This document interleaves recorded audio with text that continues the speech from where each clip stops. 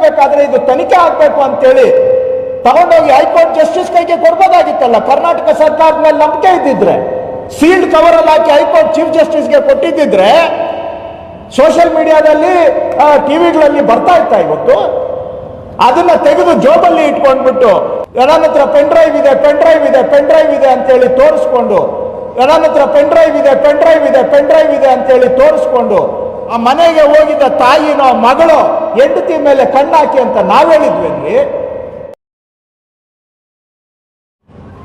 ಇಷ್ಟು ದೊಡ್ಡ ಕ್ರೈಮ್ ಆಗಿರುವಾಗ ಆ ಕ್ರೈಮ್ ಅನ್ನ ಗೊತ್ತಿದ್ದು ಕೂಡ ಮುಚ್ಚಿಡುವಂತಹದ್ದು ಕೂಡ ಅಷ್ಟೇ ದೊಡ್ಡ ಅಪರಾಧ. ಇವತ್ತು ಅವ್ರ ಮಾತು ಕೇಳಿಕೊಂಡು ಚರ್ಚೆಗಳು ನಡೀತಾ ಇದೆ. ಯಾರು ಈ ಸಿಕ್ಕಿದ ಸಾಕ್ಷ್ಯವನ್ನ ಉಪಯೋಗ ಮಾಡಿಕೊಂಡು ಬ್ಲಾಕ್ ಮೇಲ್ ಮಾಡಕ್ಕೆ ಹೋದಂತವ್ರು ಯಾರನ್ನ ಭೇಟಿ ಮಾಡಿಲ್ಲ. ಬ್ಲಾಕ್ ಮೇಲ್ ಮಾಡೋದಿಕ್ಕೆ ಕುಮಾರಸ್ವಾಮಿ ಅವರನ್ನೇ ಭೇಟಿ ಮಾಡಿದ್ದಾರೆ ಅಂತ ಕೂಡ ಇದೆ. ಏನ್ ಚರ್ಚೆ ಆಯ್ತು? ಏನ್ ಚರ್ಚೆ ಆಯ್ತು ಅಂತ ಬರ್ಲಿ ಹಾಸನಾಂಬ ದೇವಸ್ಥಾನಕ್ಕೆ ಚರ್ಚೆ ಮಾಡಿದಂತ ಇಬ್ರು ಬಂದ್ಬಿಟ್ಟು ಏನ್ ಚರ್ಚೆ ಆಯ್ತು, ಏನ್ ತೀರ್ಮಾನ ಆಯ್ತು ಅಂತ ಪ್ರಮಾಣ ಮಾಡಿ ಹಾಸನಾಂಬ ದೇವಸ್ಥಾನದಲ್ಲಿ ಹೇಳಿ. ಅವರೇ ಹೇಳಿ, ಅವ್ರ ಬಾಯಿಂದ ಸತ್ಯ ಬರಲಿ. ನಮಗ್ ಗೊತ್ತಿದೆ, ನಾನು ಹೇಳಲಿಕ್ಕೆ ಹೋಗೋದಿಲ್ಲ. ಅವ್ರ ಬಾಯಿಂದಲೇ ಬರಲಿ ಸತ್ಯ. ಇವತ್ತು ಸತ್ಯದ ಬಗ್ಗೆ ಬಹಳ ಚರ್ಚೆ ನಡೀತಾ ಇದೆ. ಅವರು ಕುಮಾರಸ್ವಾಮಿ ಅವ್ರನ್ನ ಭೇಟಿ ಮಾಡಿ ಏನ್ ಚರ್ಚೆ ಮಾಡಿದ್ದಾರೆ ಹೇಳಿ. ಹಾಸನಾಂಬ ದೇವಸ್ಥಾನದಲ್ಲಿ ಬಂದು ದೇವ್ರ ಮೇಲೆ ಕೈ ಇಟ್ಟು ಪ್ರಮಾಣ ಮಾಡಿ ಹೇಳಿ ಏನ್ ಚರ್ಚೆ ಮಾಡಿದ್ರು ಅಂತೇಳಿ ಅಂತ. ಅದನ್ನ ಅವ್ರಿಗೆ ಟಿಕೆಟ್ ತಪ್ಪಿಸೋದಕ್ಕೆ ಬ್ಲಾಕ್ ಮೇಲ್ಗೆ ಉಪಯೋಗಿಸ್ತಾರೆ. ಆದ್ರೆ ಇವ್ರಿಗೆ ಕನಿಷ್ಠ ಪ್ರಜ್ಞೆ ಇರಲಿಲ್ವಾ? ನೂರಾರು ಮಹಿಳೆಯರ ಮಾನಭಂಗ ಆಗಿದೆ, ಮಾಂಗಲ್ಯ ಹರಣ ಆಗಿದೆ. ಅವ್ರಿಗೆ ನ್ಯಾಯ ಸಿಗಬೇಕಾದ್ರೆ ಇದು ತನಿಖೆ ಆಗ್ಬೇಕು ಅಂತೇಳಿ ತಗೊಂಡೋಗಿ ಹೈಕೋರ್ಟ್ ಜಸ್ಟಿಸ್ ಕೈಗೆ ಕೊಡ್ಬೋದಾಗಿತ್ತಲ್ಲ. ಕರ್ನಾಟಕ ಸರ್ಕಾರದ ಮೇಲೆ ನಂಬಿಕೆ ಇದ್ದಿದ್ರೆ ಸೀಲ್ಡ್ ಕವರ್ ಅಲ್ಲಿ ಹಾಕಿ ಹೈಕೋರ್ಟ್ ಚೀಫ್ ಜಸ್ಟಿಸ್ಗೆ ಕೊಟ್ಟಿದ್ದಿದ್ರೆ ಸೋಷಿಯಲ್ ಮೀಡಿಯಾದಲ್ಲಿ ಟಿವಿಗಳಲ್ಲಿ ಬರ್ತಾ ಇತ್ತ. ಇವತ್ತು ಅದನ್ನ ತೆಗೆದು ಜೋಬಲ್ಲಿ ಇಟ್ಕೊಂಡ್ಬಿಟ್ಟು ನನ್ನ ಹತ್ರ ಪೆನ್ ಡ್ರೈವ್ ಇದೆ, ಪೆನ್ ಡ್ರೈವ್ ಇದೆ, ಪೆನ್ ಡ್ರೈವ್ ಇದೆ ಅಂತೇಳಿ ತೋರಿಸ್ಕೊಂಡು